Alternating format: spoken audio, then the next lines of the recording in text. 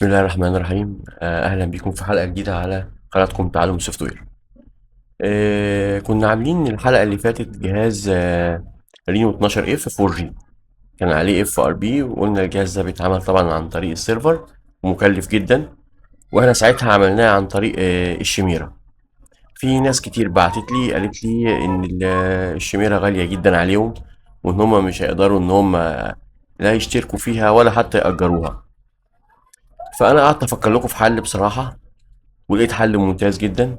وكنت منتظر جهاز يجيني، وربنا كرم بجهاز النهارده قدامي اهو.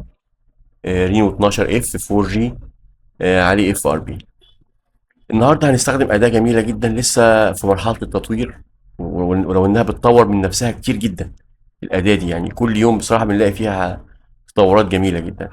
الاداه هي اداه تي اس ام تول، النسخه البرو.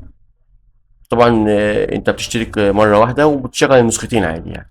وهي بصراحه اشتراكاتها سعرها جميل جدا، غير الشميره خالص طبعا. طب تعالوا دلوقتي احنا معانا الجهاز، تعال نشوف هنعمله ايه.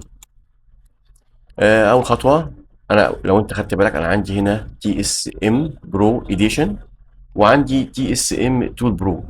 التول برو دي اللي هي فيها كل حاجه، كل حاجه تقريبا، يعني تلاقي فيها كل المعالجات شغاله. اما التي اس ام برو اديشن دي مخصوصه لنوعين من المعالج، اللي هما الام تي كي والكوالكوم، اللي هما يعني تحديثاتهم قريبه جدا، او تحديثاتهم يعني حاليا شغاله، زي الاجهزه رينو ال 12 اف اللي احنا بنتكلم عليه دلوقتي. فتعال نشوف كده هل الاداه دي هتقدر فعلا تتخطى الاف ار بي او لا. انا قلت اشارككم التجربه معايا ونشوف. لو كده طبعا هيبقى ده حل جميل جدا ورخيص جدا بالنسبه للشميره، لا تأجرها ولا انك تفعلها. وطبعا هتمشي مع كل معالجات الكوالكم اللي من النوع ده. فانا اول خطوه كده هفتح الاداه قدامكم، هنتظر لحد ما تفتح.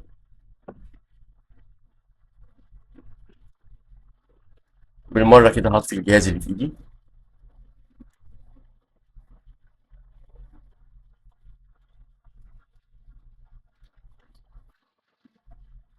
فتحت الاداه، طبعا انا مسجل فيها اساسا، فهي هتفتح معايا اوتوماتيك. لو جينا بصينا كده هنلاقي هنا البورد ده اللي بيظهر فيه الموبايل لما بوصله. تحت هو مختار لي اوتوماتيك ام تي كي. طبعا الجهاز اللي معايا مش ام تي كي، الرينو 12 اف 4 جي ده المعالج بتاعه كوالكوم. فانا هنزل بالسهم كده واختار كوالكوم.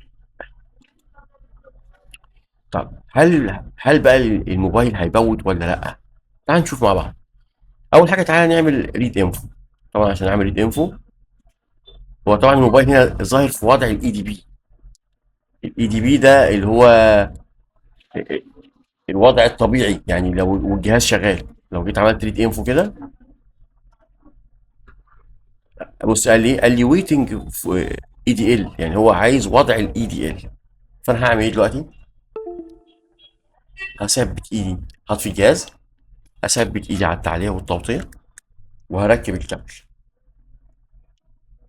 ركبت الكابل، قرا معايا وضع الكوالكم، خدت بالك؟ وبقى بيعمل لي ريد انفو للجهاز اهو، بيقرا لي الجهاز كله اهو. بدل ما قرا معايا وضع الريد انفو، اتاكد تماما انه هيقدر يشيل الايه، الاف ار بي. بس انا مستنيه يخلص يقرا الريد انفو كلها، كل معلومات الجهاز، عشان عايز اوريك حاجه.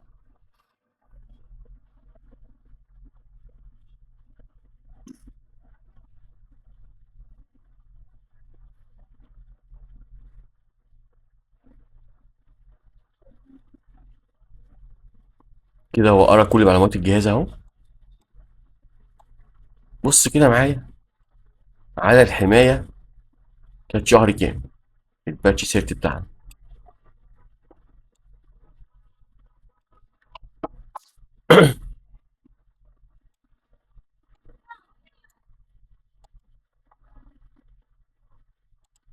هنزل واحده واحده كده معاك.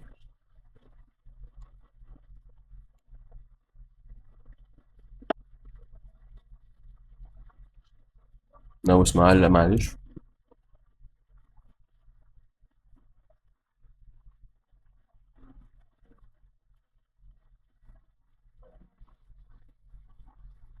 اهو.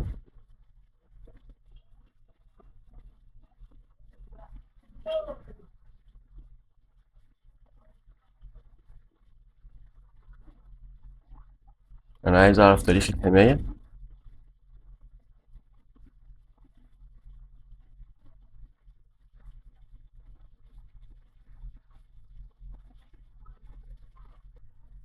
اهو تاريخ الحماية 1/6/2025. طبعا حماية عالية. 1/6/2025.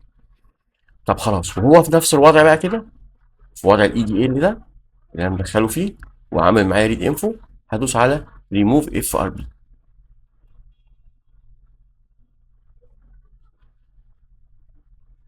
كده هو بيقرا البارتيشن بتاع الجهاز. هنشوف هيقدر يشيل الاف ار بي ولا لا.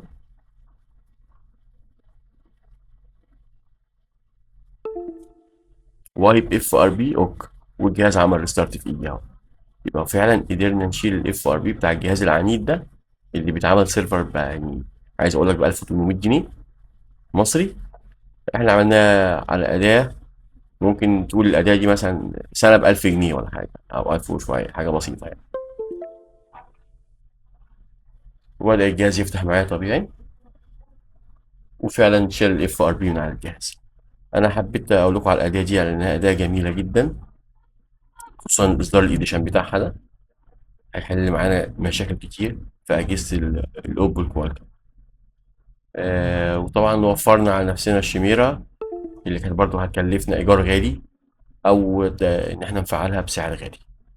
وشكرا ليكم.